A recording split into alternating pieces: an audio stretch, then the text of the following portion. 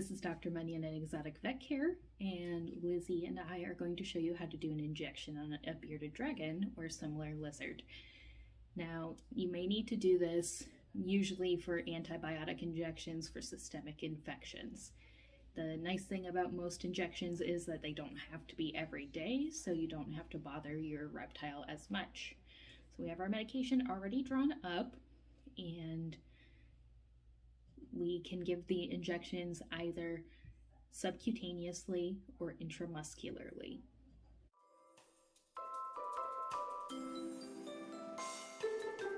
Here we have a diagram of reptile skin. This area up here is the skin with the scales coming off. Down here is the muscle layer. And in between is the subcu space. And depending on the type of injection, you'll be asked either to introduce your needle in between the scales. That was not very good, between the scales, there we go. Into this space here, or deeper into the muscle.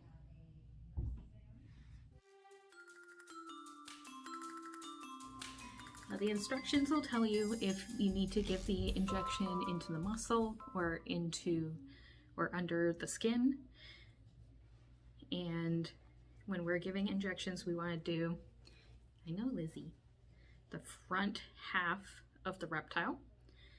If anything given in the back half has the potential to circulate through the kidneys right away, and that could cause either kidney damage or just the drug to be processed out before it has a chance to do what it needs to.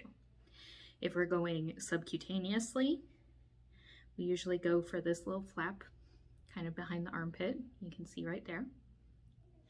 And if we're going intramuscularly, typically we go for this little muscle group right here.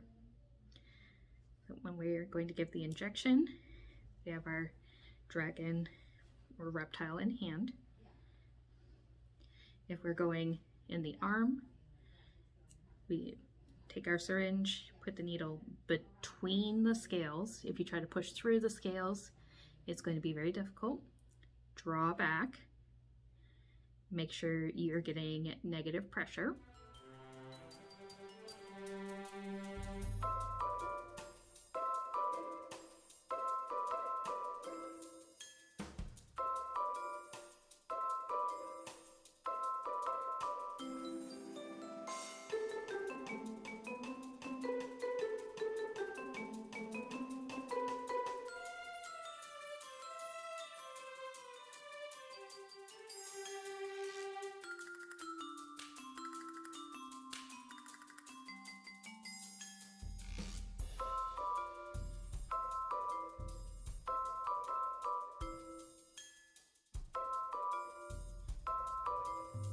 And then give the medication.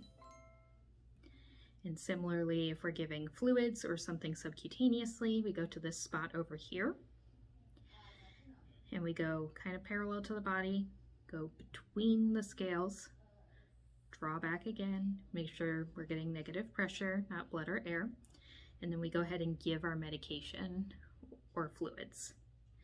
Then when I pull my needle out from either injection site, I tend to like to twist a little bit, and the reason is it helps twist the skin to reduce bleeding or oozing.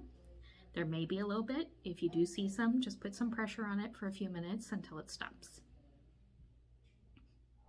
And that's how you do your injections.